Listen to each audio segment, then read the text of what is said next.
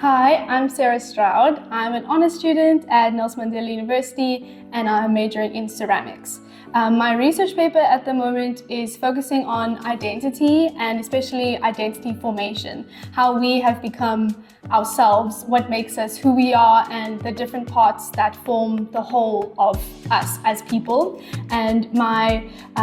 sculptures are representations of that process and that discovery of figuring out who you are and what parts are within you that make yourself who you are. And so in each piece I use repetitive units that represent each part of us, and together they form the wholes of us as people. But each sculpture isn't complete in their shape because it can always be added on to, pieces can be repeated, so it also shows how we are constantly growing and evolving as people, and the different life experiences we have and the desires and the dreams we have all influence and come together to make us who we are as each unique person. And yeah, I'm also very interested in the process of art making, and especially with clay, because I feel that when I work with my pieces, I have a rough idea of what shapes I want to use or what techniques I want to use, but ultimately the shape just comes as I go, and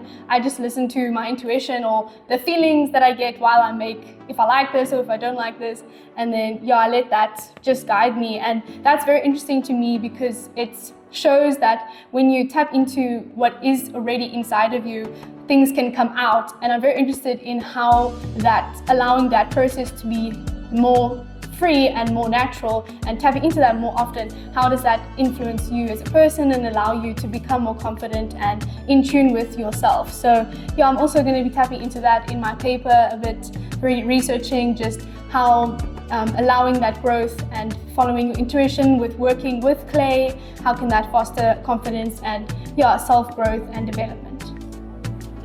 So I think that I would love my work to represent how things don't have to be exact and straight and perfect lines to be beautiful or to be viewed as something of significance, because I feel like we as people are not straight lines and we aren't perfect. So I would love just for those boxes and those strict things to be removed, and for people to understand that us as people are constantly growing. We need to have grace for ourselves, but also the ability to take risks, I think, is very important. And yeah, I would love my work to just amaze people, to make them think, wow, something can be beautiful and it's not exactly a perfect line or a perfect drawing. Or yeah, I just think that would be really cool for me if someone did have that reaction to what I've made. I would encourage the youth of South Africa just to take risks and take opportunities and seek things, and yeah, definitely be the pioneers of your lives. I think that my work speaks a lot about taking risks, because in ceramics there's so many things that can go wrong, there's so many uncertainties and unknowns within the medium. Things can crack, things can break, and it's a very interesting thing to put yourself out there and have an idea and then say I'm going to do it, and then be okay with the result even if it's not what you wanted. So I would definitely say